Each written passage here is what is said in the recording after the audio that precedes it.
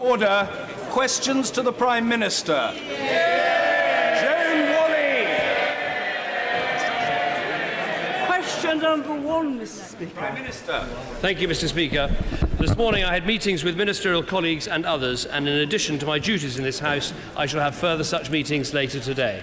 Joan Wally. Thank you, Mr. Speaker. While everyone in Stoke-on-Trent is finally breathing a sigh of relief that the government has at last committed extra money to fund the merged hospital services in Mid and North Staffordshire, will he now listen to widespread public local concerns and commit to reversing his government's £1.2 billion privatisation of cancer care in Staffordshire? Prime Minister. Well, first of all, can I welcome the Right Honourable Lady's welcome to the fact that money is being put forward to help what the University Hospital of North Staffordshire NHS Trust is doing, because there's a £256 million investment, including £80 million of capital funding, that is going into making sure that this project can work and work well. I've been following the situation in Staffordshire very closely. I'll continue to do so. On cancer, what I would say to her is that actually the number of people being referred for cancer treatment under this government is up 50%, and we inherited some of the worst cancer survival rates anywhere in Europe, and they're now in this country at record levels. Mr. Stuart Jackson. Speaker, does my right honourable friend agree with the opinion of at least one member of this House sitting on the opposition benches, and he knows who he is, that the only way to get an EU referendum is to vote Conservative?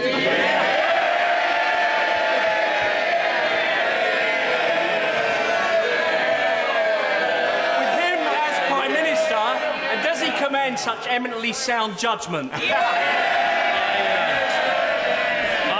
can't think who my honourable friend is referring to, but it's certainly true. If you're not satisfied, and I'm not satisfied with the way that the EU is working at the moment, if you want change, if you want reform, if you want a renegotiation, but crucially, if you want a referendum, not for us to decide, but for the British public to decide, in or out, there is only one choice, and that's to vote Conservative.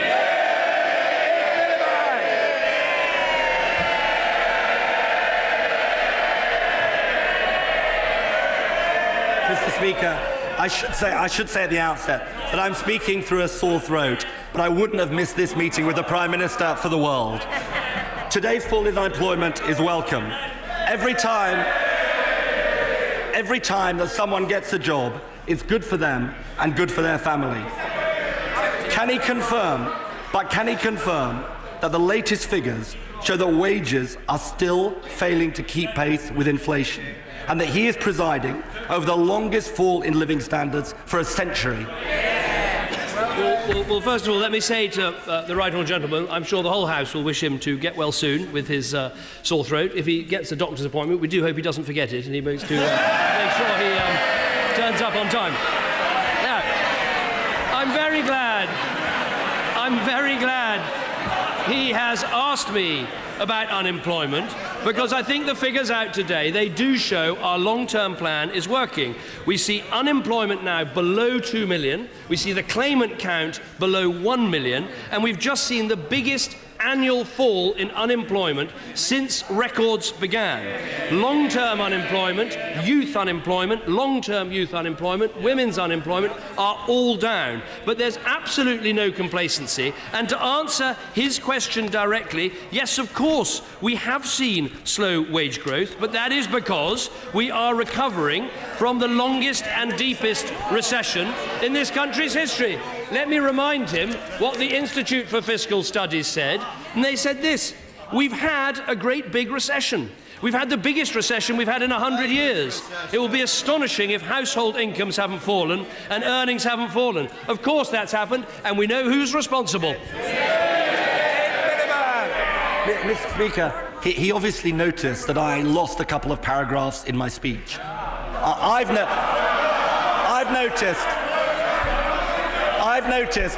noticed that since we last met, he's lost a couple of his members of Parliament.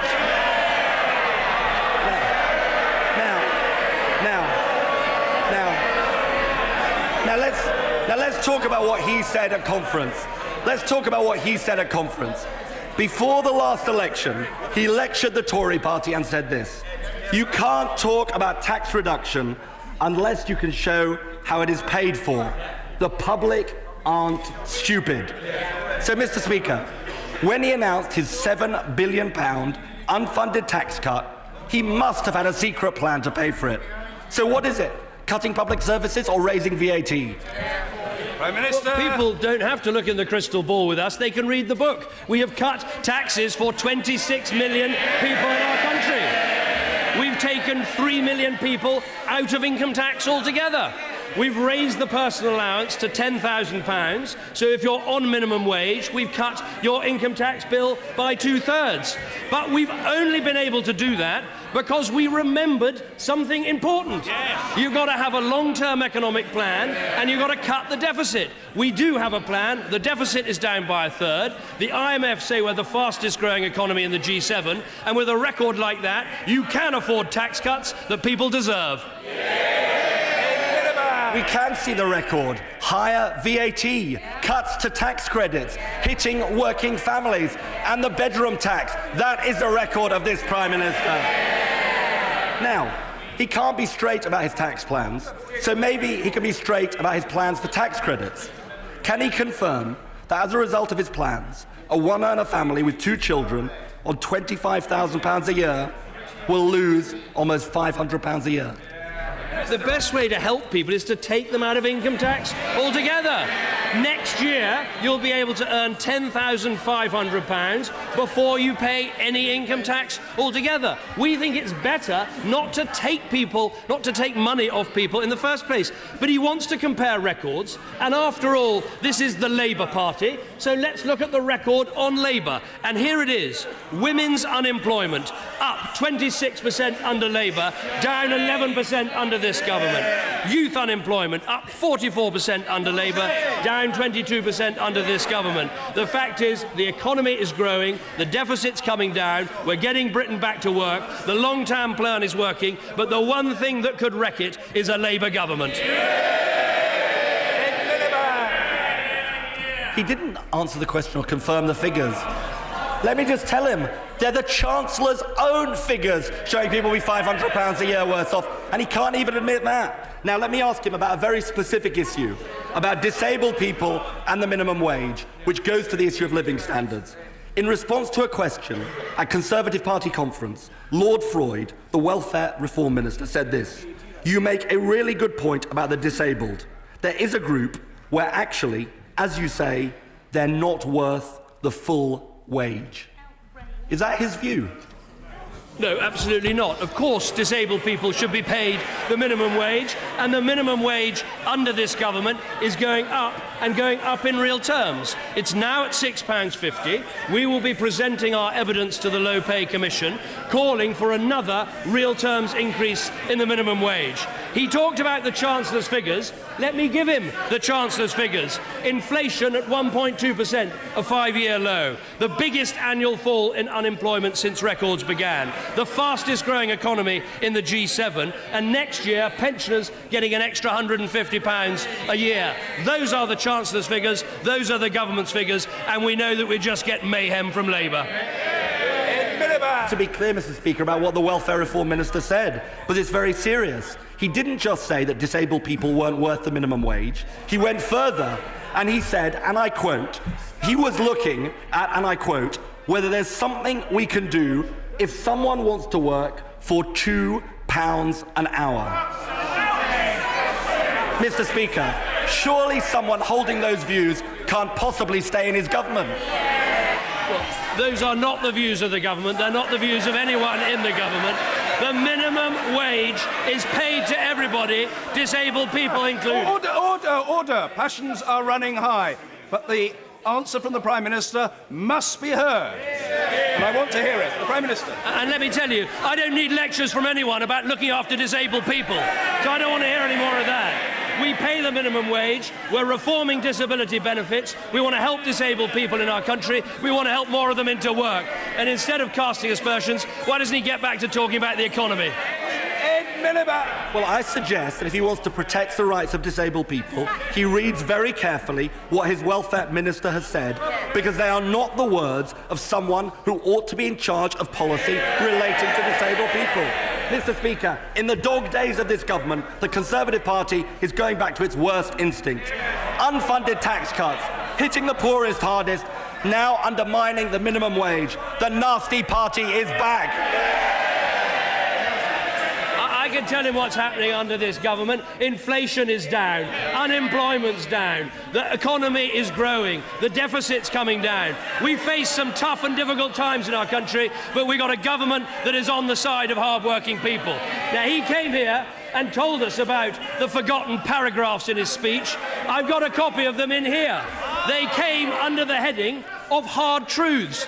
Well, I got a hard truth for him. He's not remotely up to the job.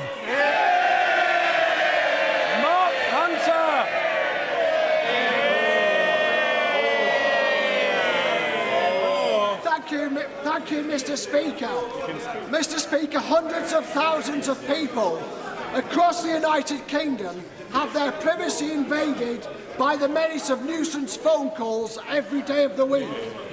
These unwanted and intrusive calls blight the lives of far too many of our citizens. Does the Prime Minister think that the government have done enough to tackle the problem, and will he support stronger action against the perpetrators? Well, I'm very happy to look at what my honourable friend says. We do have the TPS service that helps people avoid a lot of these calls, but I have heard pressure for more to be done, and I'm very happy to look at what he says. Kerry McCarthy. A survey I did of GPs in Bristol this summer showed that they're at breaking point. The workloads have doubled, they can't recruit, and surgeries are at serious risk of closure. Yeah. It was said this week that the Prime Minister didn't have a clue about the NHS reforms. Will he at least acknowledge that it's now harder to be a GP and harder to see a GP on his watch? Everybody knows, of course, there are pressures on our NHS. We made some big decisions on becoming the government, which was to go on spending on the NHS, and we put 12.7 billion more in, and also to cut the bureaucracy, so there are 20,000 fewer administrators and 6,000 more doctors, including, crucially, 1,000 more GPs. Now, we need to go on to make sure that the reform plus the money eases the pressure on our health service so we can continue to see the sort of success we have in our NHS today. Mr. David Davis. Since the Conservative Party, and only the Conservative Party, will deliver a referendum and a renegotiation on Europe, will the Prime Minister tell us his intentions as bringing to this House the red line issues that will feature in his renegotiation, and can you give us a preview of some of those issues today? Prime Minister. Well, I've set out some of the things I think need to change. Safeguards for the single market, the ability to block new regulation, making sure Britain comes out of ever closer union, and crucially, as I said in my conference speech, we have to address the issue of immigration. I'm looking forward to addressing all of those issues in the months ahead. Mr. Nigel Dodds. Given the very serious spread of the Ebola virus worldwide, with reports that there could be up to 10,000 new cases per week by 2 months' time, will the Prime Minister, as part of his meetings later today and in Cobra, ensure that he liaises very, very closely with the authorities in Northern Ireland, given that we share a land frontier with another jurisdiction, in relation to checks on people coming into the UK? It's a very serious issue for Northern Ireland. It's a very serious issue potentially for the rest of the United Kingdom. No, I think the honourable gentleman is absolutely right. There'll be another Cobra meeting chaired today by the Foreign Secretary. I'll be chairing one tomorrow. We're looking at all these issues about where people are arriving to and cooperating properly with all the devolved authorities. It is worth stressing there are no direct flights from Liberia, Sierra Leone or Guinea into the United Kingdom, so we're talking about people who come here indirectly, and that is why it's so important we put in place the screening processes starting at Heathrow, but to be rolled out more as the days go by. I'm absolutely convinced that we will do everything we can to keep this country safe, and I'll make sure that proper liaison not only with Northern Ireland but also with the Republic takes place. Mr. Robert Halfon. Thank you, Mr. Speaker. Is my honourable friend aware that youth unemployment over the past couple of years in Harlow has been cut by 53%, general unemployment by 43%, and the number of apprentices gone up by 82%, and tax cuts for thousands of lower earners? Does this not show that we are the true Workers' Party now, and the modern trade union movement for hard-working people?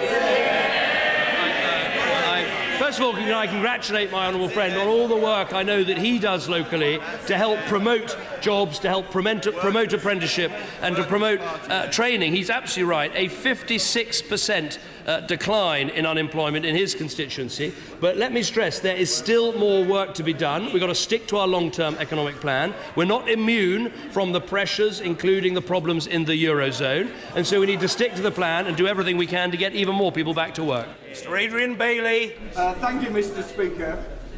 In the light of the National Audit Office estimate that £750 million cost to the taxpayer of the sale of Royal Mail, what measures will the government be taking to ensure that when it sells Eurostar, the City gravy train will not be taking the taxpayer for a ride yet again?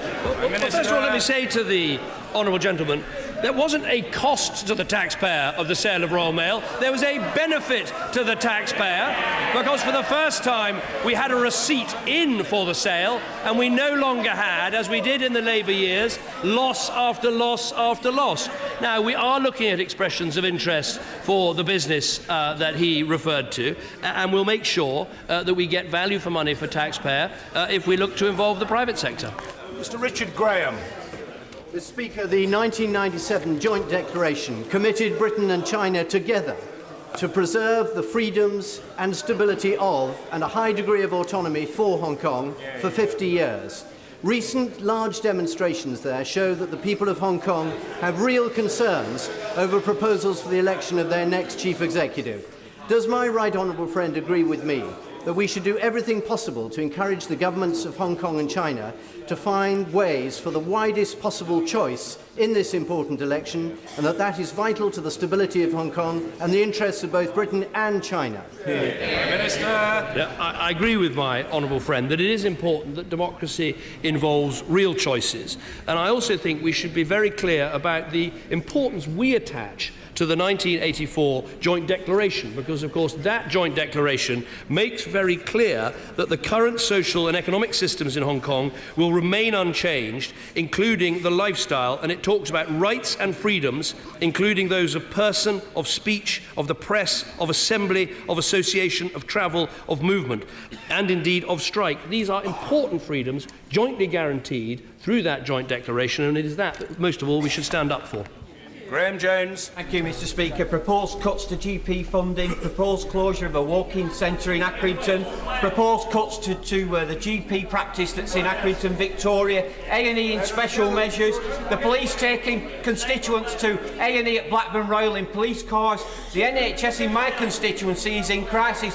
What can the Prime Minister ever do to my constituents with the broken promises that he's given to assure them that the NHS is safe? What I'd say to the honourable gentleman is that we are not cutting the spending on the NHS, which is what his front bench recommended at the beginning of this Parliament. We are spending £12.7 billion more on the NHS, and if we look at his own clinical commissioning group in East Lancashire, the funding this year of £490 million is going up by 2.14%. That is an increase of more than inflation. That is our policy. That is not the policy of the Labour Party. David Ward. Thank you very much, Mr. Speaker. The Palestinian ambassador, Mr. Hassassian, has described Monday's vote on the recognition of the Palestinian state as a momentous vote. Indeed, it was. He has also said that now is the time for the UK government to listen to its own democratically elected parliament and to take decisive political action by recognising the state of Palestine and upholding its historical, moral and legal responsibility towards Palestine. Does the Prime Minister agree? Of course, I look forward to the day when Britain will recognise the state of Palestine, but it should be part of the negotiations that brings about a two-state solution. That is what we all want to see, a state of Israel living happily and peacefully alongside a state of Palestine, and that is when we should do the recognition. Mrs. Emma Lewell-Buck. Thank you, Mr. Speaker. In my constituency, South Tyneside Hospital is facing an extra 30,000 visits a year because of the closure of a walk-in centre in nearby Jarrow. Is this acceptable? Well, as I've said, what is happening in terms of NHS funding is the funding is actually going up. If we look at South Tyneside Clinical Commissioning Group, this year's funding is an increase of 2.14%. That is more money for the NHS, but obviously it's up to local commissioners to decide how to spend that money. But they have more money under this government, whereas they would have had less money under a Labour government that said that spending more money on the NHS was, and I quote, irresponsible. Angie Bray. Thank you, Mr. Speaker. Will my right honourable friend agree that there are far too many people who cannot be described as rich, who are finding themselves caught up in inheritance tax? Would he also agree that this is not only unfair, but this is not what the tax was originally intended to do?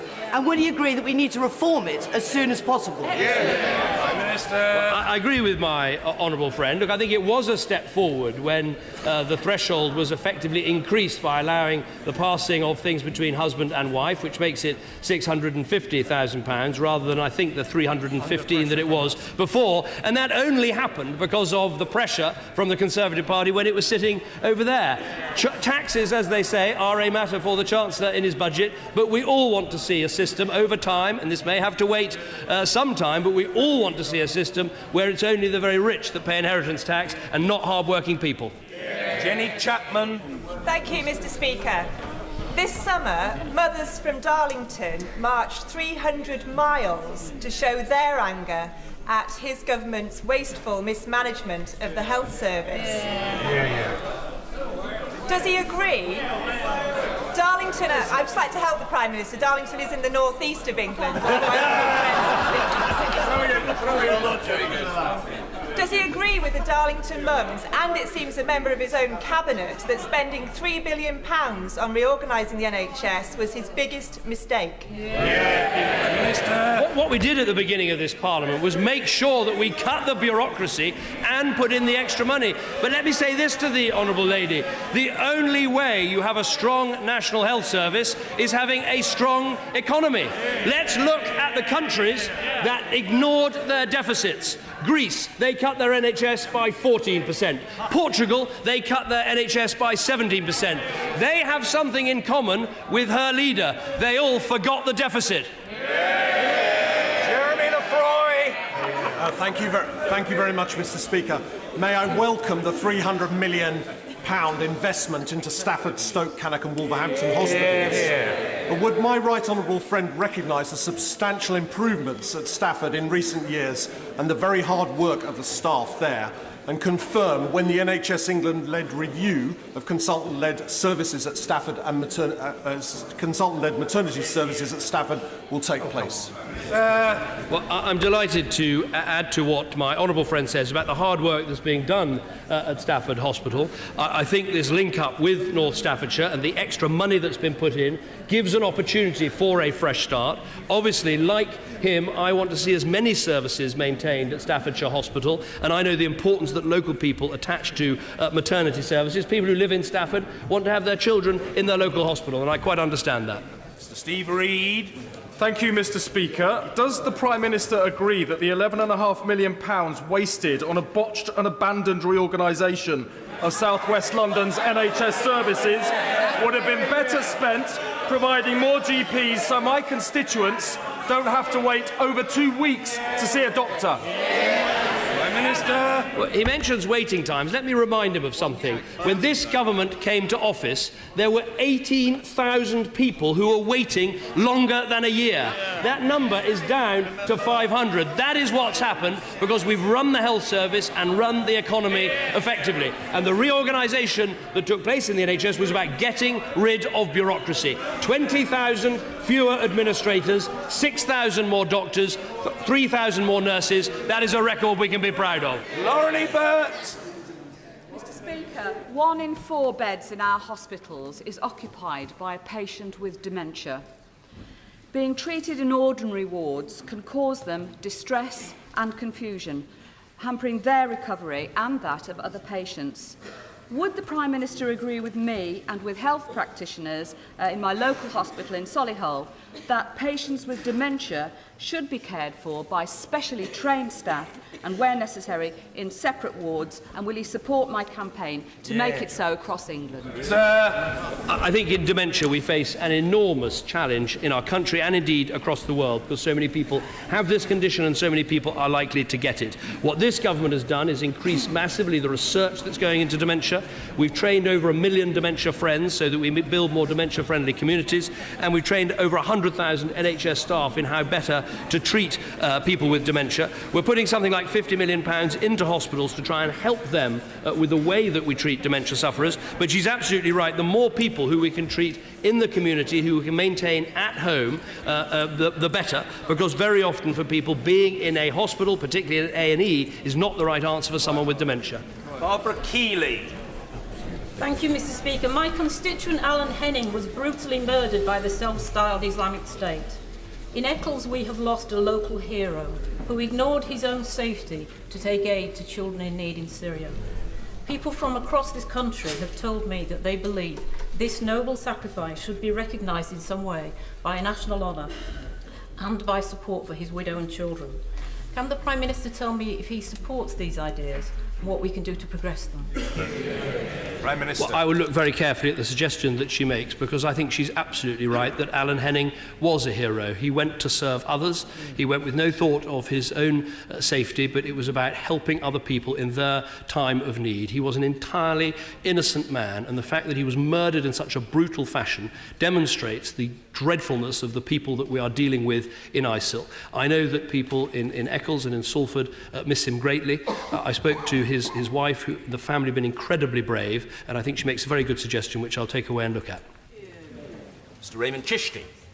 Thank you, Mr. Speaker. Will the Prime Minister join me in congratulating the excellent Conservative-run Medway Council for securing nearly £30 million from the government's National Growth Fund, which will further help improve economic regeneration in the local area, taking into account that youth unemployment in the local area is down, unemployment overall is down, apprenticeships are up, business creation is up, jobs are up, which clearly shows that our long-term economic plan is working both locally in Medway and nationally across the country. Well, I think my honourable friend is absolutely right. The claimant count in his own constituency is down by 36%, which I think is a huge advance over recent years. He's right about the importance of the local growth deal. This is going to mean more transport links in and around Medway, investment in the growth hub. It's a total of £442 million of growth funding has gone into this deal. And like him, I've got a feeling I'll be spending some time in the Medway towns in the months, years, in the weeks to come. Mr. Douglas Carswell. My honourable friend, the member for Richmond Park, will be pressing amendments to ensure the recall bill makes MPs meaningfully accountable to their constituents. Real recall. Will the Prime Minister now support these amendments in order to honour the promises on which he sought office in 2010? Prime Minister. We made very clear that we wanted to see a recall bill come in front of Parliament and be voted on, and I'm delighted that we are keeping that promise, and the second reading of the recall bill will be happening very soon in this House. I will look very carefully at all amendments that come forward, because frankly, getting this bill together, I think we've come up with the minimum acceptable for recall, but I think there's a lot of very good arguments to be had about how we can go further, and I look forward to having them in the House of Commons. Richard Harrington. Thank you, Mr. Speaker.